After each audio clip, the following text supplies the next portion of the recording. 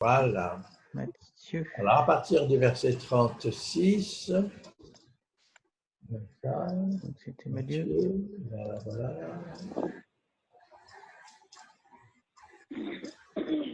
36. Voilà, on va lire ce passage-là ensemble. Pour ce qui est du jour et de l'heure, bien sûr, il s'agit du retour du Seigneur.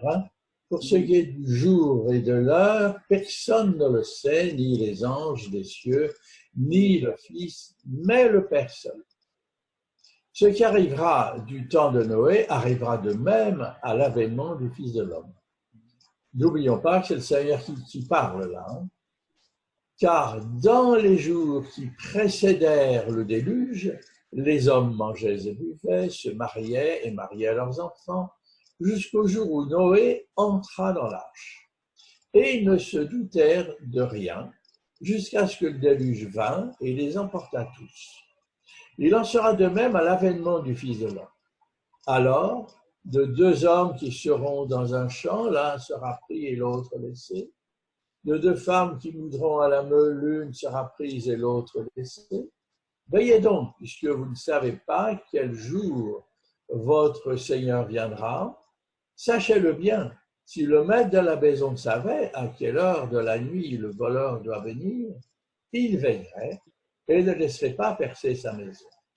C'est pourquoi, vous aussi, tenez-vous prêts, car le Fils de l'homme viendra à l'heure où vous n'y penserez pas. Importantes ces paroles.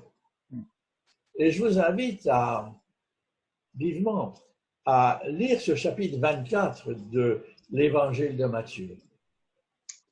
Ce chapitre nous transmet en fait des paroles importantes de notre Seigneur.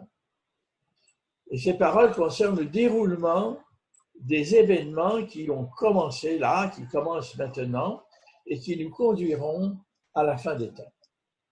Stéphane, avec ses messages en vidéo, commente ces événements précurseurs qui nous amèneront au retour du Seigneur.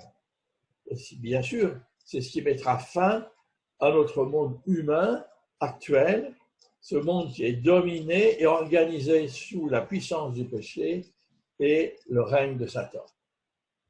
Mais attention, ce ne sera pas la fin de la terre, puisqu'il y aura après le retour de notre Seigneur, et une fois les jugements terminés, une nouvelle terre et de nouveaux cieux recréés par Dieu le Père pour accueillir l'Église et notre Seigneur pour un règne éternel. Mais avant le retour du Seigneur et l'enlèvement de l'Église, nous allons vivre dans un temps de tribulation décrit dans ce chapitre 24 de Matthieu. Que déjà beaucoup d'enfants de Dieu vivent sur la terre et inévitablement, cette tribulation nous atteindra. Et c'est pour traverser cette période-là que notre Seigneur Jésus nous lance un très sérieux appel à la vigilance. C'est ce que nous avons lu dans ces quelques versets. Le Seigneur ne nous dit pas quand se produira le grand événement de son retour. Personne ne le sait, on l'a lu, seul le Père connaît ce jour, et il ne l'a communiqué à aucun ange, ni même à son Fils, notre Seigneur Jésus-Christ. Alors le Seigneur Jésus nous donne deux points de repère qui doivent nous entraîner dans l'action pour être prêts quand le jour de son retour arrivera. Tout d'abord, il nous dit qu'apparemment, rien ne laissera dans les événements courants de la vie présager son retour. Le monde vivra normalement quand le Seigneur arrivera soudainement, de façon rapide et imprévue, en un instant, nous dit l'apôtre Paul en 1 Thessaloniciens 4,16. La rapidité, comme un éclair, nous dit le Seigneur en Matthieu 24, 27. Donc la soudaineté de la venue du Seigneur est la caractéristique de cette action divine. Elle est imprévisible, mais cependant, elle arrivera. Alors le Seigneur nous dit deux éléments importants. Tout d'abord, de nous préparer à ce grand événement en prenant l'exemple de Noé, qui a vécu quelque chose de semblable, et c'est ce que nous allons vivre, nous aussi. Noé l'a vécu avec le déluge, et nous allons le vivre maintenant, enfin dans les temps à venir. L'autre recommandation que nous donne le Seigneur, c'est de veiller. Et veiller, on le sait, c'est rester volontairement éveillé pendant le temps habituellement consacré au sommeil.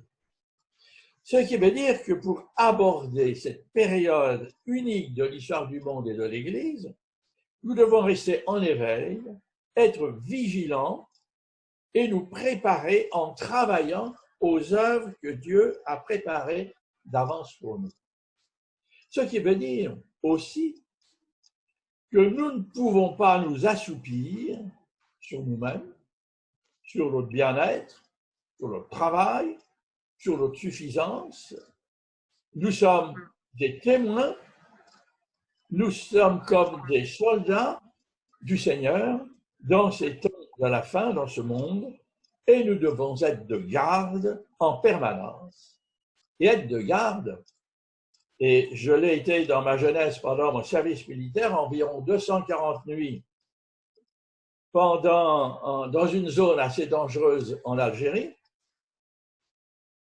Et être de garde, c'est connaître de nuit comme en plein jour le territoire que l'on a à surveiller. Alors il se crée dans notre comportement d'autres réflexes et d'autres moyens d'observation qui nous permettent d'apprécier et de voir dans la nuit les événements qui peuvent survenir pour être prêts à toute éventualité. Vous savez tous que le sommeil, c'est la mort de la sentinelle et de ses camarades. Les nuits de pleine lune, c'est facile, hein? Les nuits de pleine lune, on voit relativement bien. Mais les nuits noires, les nuits sans lune, c'est avec ses oreilles que l'on monte la garde. Et pour cela, il faut connaître tous les bruits habituels, ce qu'ils veulent dire, pour détecter les bruits inhabituels qui peuvent révéler un danger. Et je pense que c'est à cette veille-là que le Seigneur veut parler. Celle qui permet de voir dans l'invisible et de développer des capacités et une sensibilité spirituelle capable de reconnaître le Seigneur Jésus-Christ pour ne pas le perdre de vue, quel que soit le temps que nous vivons et les circonstances que nous vivons. Car dans l'histoire de la fin des temps, l'obscurité va devenir de plus en plus obscure et de plus en plus sombre et épaisse. Et nous aurons besoin, pour nous guider, de ne jamais perdre de vue la lumière de notre Seigneur et Sauveur Jésus. Mais revenons à Noé. Noé veut dire, ce nom de Noé veut dire repos, tranquillité. C'est un beau nom, hein, Noé. Et Noé nous dit, le premier verset qui en parle, en Genèse 6, verset 9, que Noé était un homme juste et intègre dans son temps. Noé marchait avec Dieu. Donc Noé est un homme qui marchait tranquillement avec Dieu, ce qui le mettait en violent contraste avec sa génération, qui était impie et corrompue, et elle était tellement corrompue qu'elle était devenue insupportable pour Dieu le Père, qu'il avait décidé de la supprimer par le déluge, et même de se repentir de l'avoir créé. Noé est aussi appelé le prédicateur de la justice par l'apôtre Pierre en 2 Pierre 2,5. N'est-ce pas? Noé prêchait à ses contemporains pendant que la patience de Dieu se prolongeait, nous dit aussi Pierre dans la première épître, et il prêchait de diverses manières. Premièrement, par sa vie. Et Noé avait certainement ce comportement décrit par l'apôtre Paul en Philippiens chapitre 2, versets 14 et 15, que je vais vous lire. Dans ces versets, l'apôtre Paul nous dit « Faites tout sans murmure ni discussion, pour être irréprochables et purs, des enfants de Dieu sans reproche, au milieu d'une génération corrompue et perverse, parmi laquelle vous brillez comme des flambeaux dans le monde, portant la parole de vie. » Vous voyez, ces versets s'appliquent à Noé, et ces versets doivent s'appliquer à nous aussi, qui allons vivre cette période tout à fait particulière de la fin de cette histoire. Donc, Noé prêchait par sa vie, c'est-à-dire sa façon de travailler, sa façon de conduire sa famille, ses relations avec sa femme, avec ses enfants, avec son voisinage, mais aussi ça concernait la gestion de ses biens, de ses finances, de son temps. Chez Noé, tout était vécu dans le seul but de rendre gloire à Dieu et de lui obéir. Et cela le distinguait de tout le reste de la population de son temps. Deuxièmement, Noé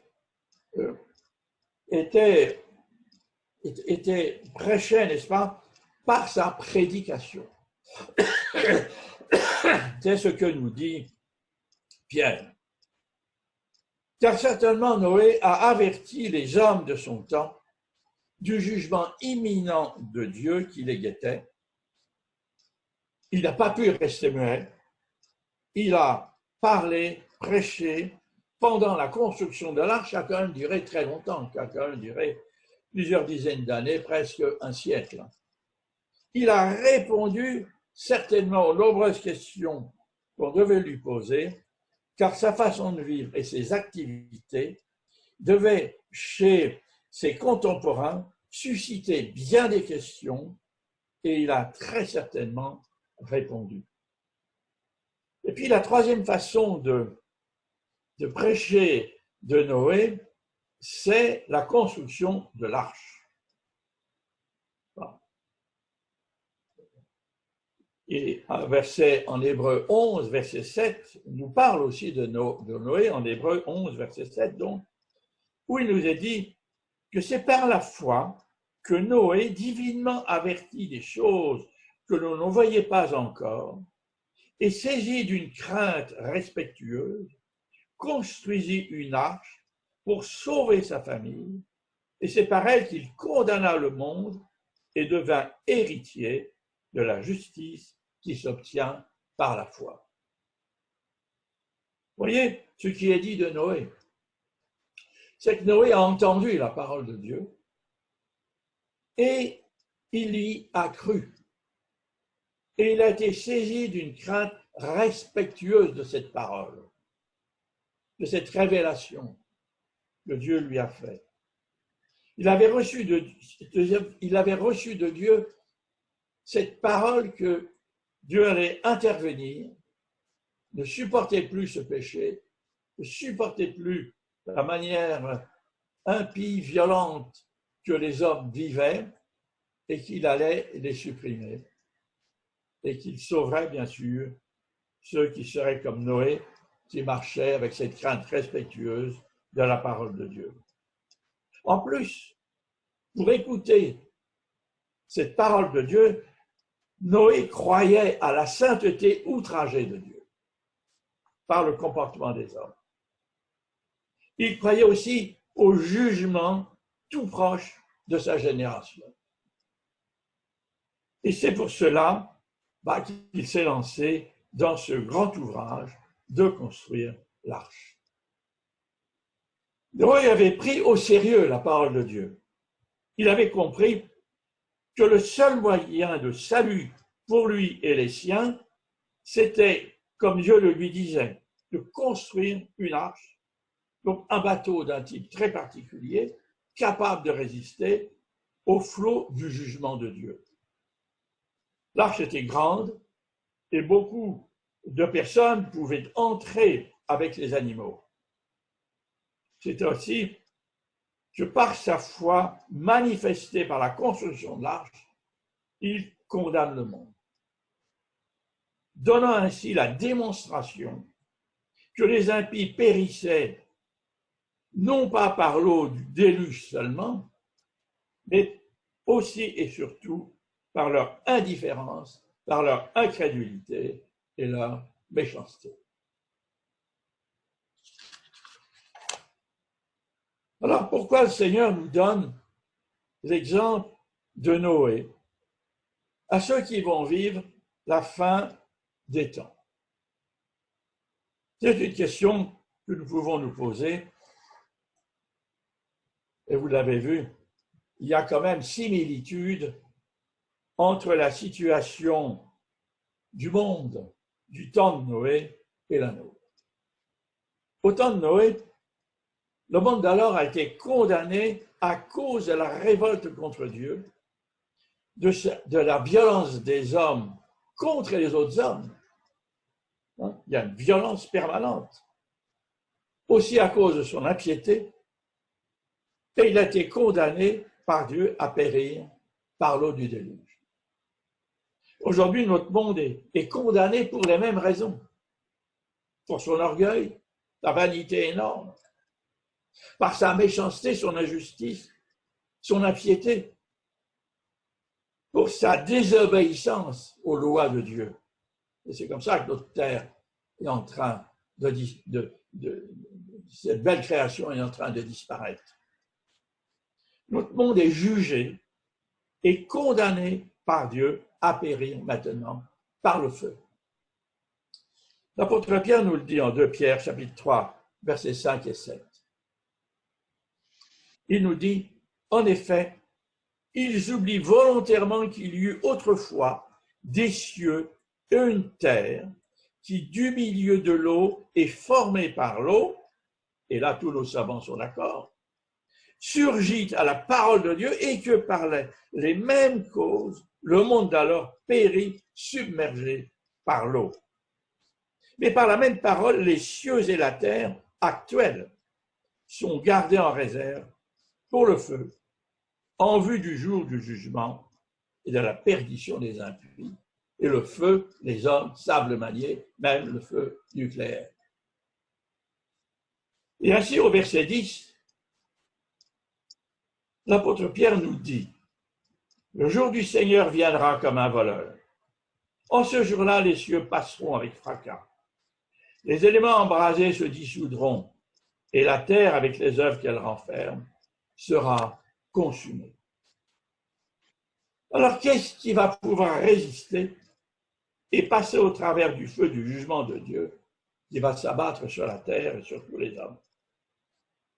Eh bien, il n'y a que l'Église. L'Église, la bien-aimée du Seigneur. Que le Seigneur va prendre avec lui à son retour. L'Église, c'est comme l'arche qui, elle, a traversé le déluge et a abordé une terre nouvelle. Eh bien, c'est l'Église qui va faire comme l'arche, qui est une arche spirituelle en fait, qui va traverser en Christ le feu du jugement et abordera les rivages célestes du royaume de Dieu. Alors, comme Noé, qui était appelé à bâtir une arche, nous sommes appelés à bâtir l'Église, tout comme Noé avait été appelé, n'est-ce pas, à bâtir cette grande arche, et c'est là notre privilège. Les versets 40 et 41 de Matthieu 24 nous indiquent que le Seigneur va revenir alors que le monde et chaque personne sera normalement à son activité, à sa vie, à son train-train quotidien. Et d'un coup, les enfants de Dieu seront enlevés.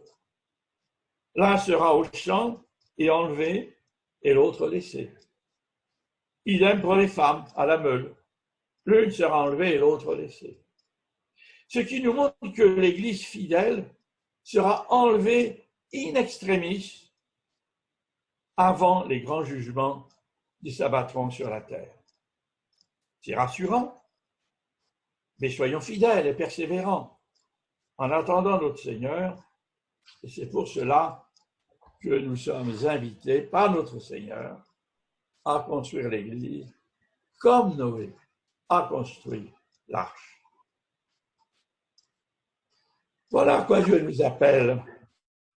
Et voilà notre action. Il nous appelle à construire l'Église. Et c'est une entreprise difficile. Quand Dieu a donné à Noé ses instructions pour construire l'arche, elles étaient brèves et concises. Les instructions tiennent en 3 versets qu'on va lire. C'est en Genèse, chapitre 6 et verset 14. Genèse, chapitre 6, verset 14, 15 et 16.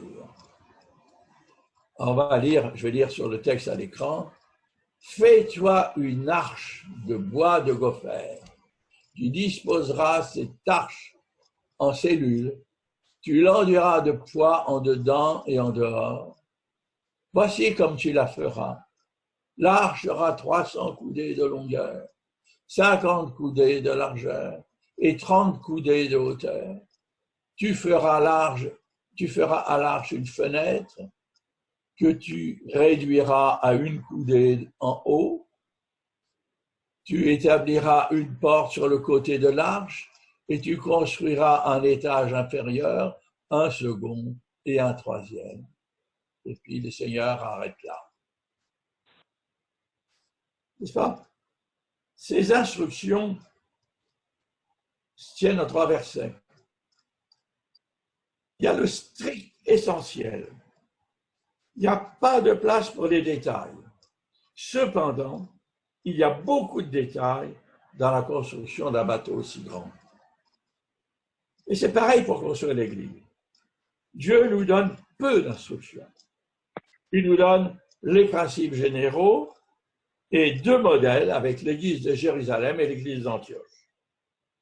Puis il nous donne peu de choses, quelques renseignements dans les lettres de Paul, et cependant l'Église détaille, fourmille de détails. Ce n'est que ça, l'Église. Quand Noé s'est vu confier par Dieu la construction d'un bateau insubmersible, attention, c'était insubmersible, de 150 mètres de long, de 25 mètres de largeur, de 15 mètres de hauteur, avec 3 ponts intérieurs, un toit amovible, une porte, avec des boxes pour des centaines d'animaux, des cales pour les réserves de fourrage et de nourriture, et une cabine pour lui et sa famille. Cela a dû lui poser quand même beaucoup de problèmes. Et certainement Noé n'était pas un charpentier naval ni un architecte naval. Cependant, il a construit l'arche comme Dieu le voulait. Genèse 7,5 nous dit « Noé agit en tout point, comme l'Éternel le lui avait ordonné. » Alors, comment Noé a pu faire pour surmonter toutes les difficultés pratiques et techniques de la construction, comme la forme de la coque? Parce que si la coque n'a pas une bonne forme, bien le bateau se retourne. C'est arrivé avec les Suédois au XVIIe siècle avec un gros bateau qu'ils avaient construit. Un gros bateau qui s'est retourné à bout de 300 mètres qu'il avait navigué. Oui. Comment il a fait pour l'assemblage des pièces de bois? On a vu chez nous la construction de l'Hermione. C'est un travail fantastique. Comment il a fait, Noé? Comment il a fait, n'est-ce pas, pour avoir une coque solide pour résister aux courants marins qu'il y a dû y avoir pendant les eaux du déluge? Et l'étanchéité, parce que ça devait être un bateau insubmersible. Il y avait de l'eau partout. Il reposait sur l'eau, mais ça pleuvait sans arrêt dessus.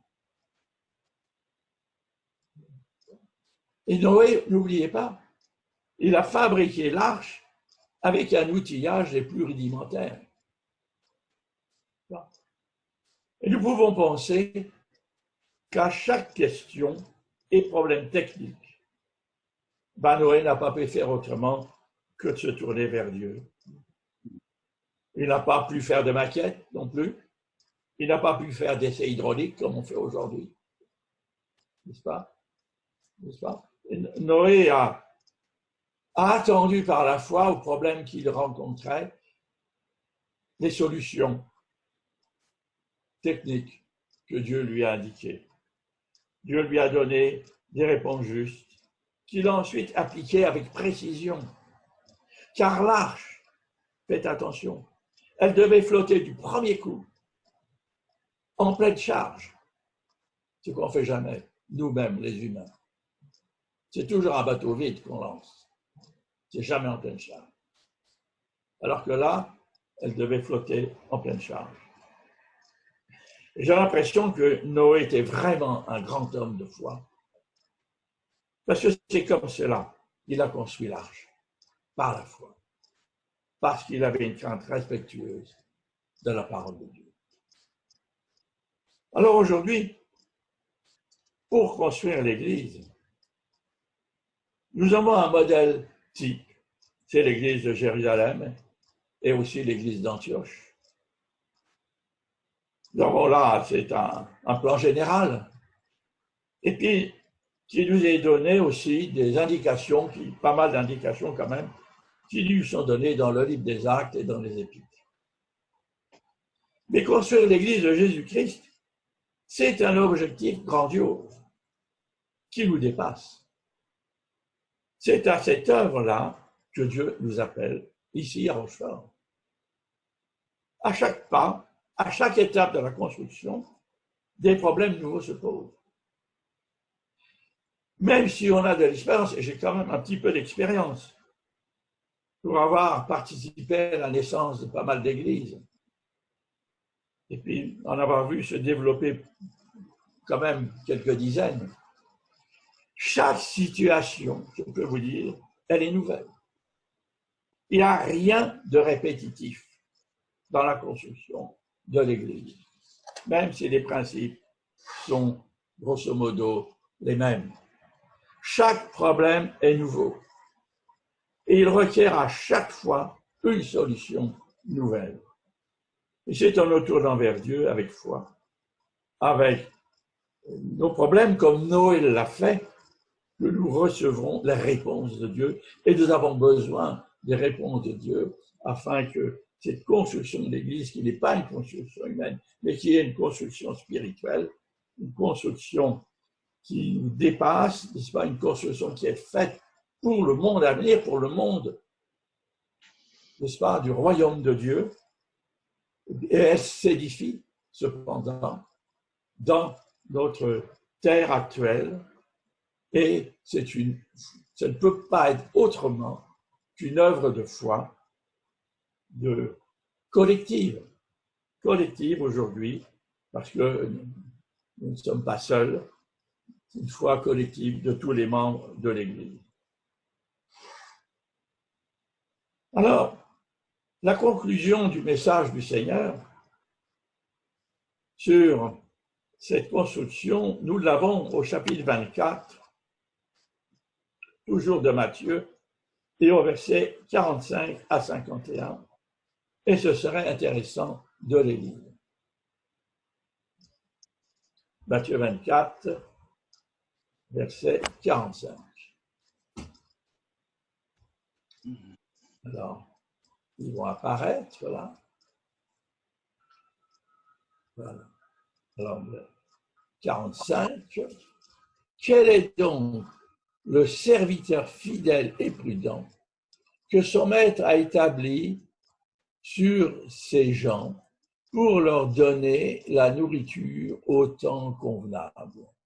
Heureux ce serviteur que son maître, à son arrivée, trouvera faisant ainsi. Je vous le dis en vérité, il l'établira sur tous ses biens. Mais si c'est un méchant serviteur qui dit en lui-même, mon maître tarde à venir, s'il se met à battre ses compagnons, s'il mange et boit avec les ivrognes, le maître de ce serviteur viendra le jour où il ne s'y attend pas et à l'heure qu'il ne connaît pas. Il le mettra en pièces et lui donnera sa part avec les hypocrites.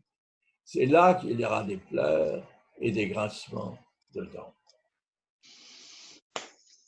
Cette conclusion du Seigneur attire notre attention sur la façon dont nous allons servir le Seigneur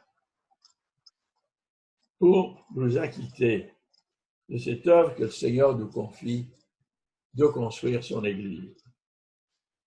N'est-ce pas? C'est l'histoire du bon et du mauvais serviteur. Hein? Le bon va donner la nourriture au temps convenable à ceux sur lesquels le Seigneur l'a établi. Il va, malgré les circonstances, les difficultés, les aléas de la vie, travailler fidèlement à l'œuvre que le Seigneur lui a donnée. Il va travailler son don et consacrer ses forces à construire l'Église. L'autre, le mauvais, va s'intéresser au monde plus qu'à l'œuvre du Seigneur. Et il va finir par participer aux œuvres du monde, tout en les christianisant. Et il va finir par délaisser complètement l'appel et le travail que le Seigneur lui a confié. Puis le maître vient à l'improviste, il voit la situation et juge ses serviteurs sur leurs actions, sur l'engagement, sur l'engagement de leur vie. Le bon reçoit comme récompense le service sur tout ce que le maître possède, c'est-à-dire son Église, et le mauvais est démoli, et il partage le sort des hypocrites, là où il y a des pleurs et des grincements de dents.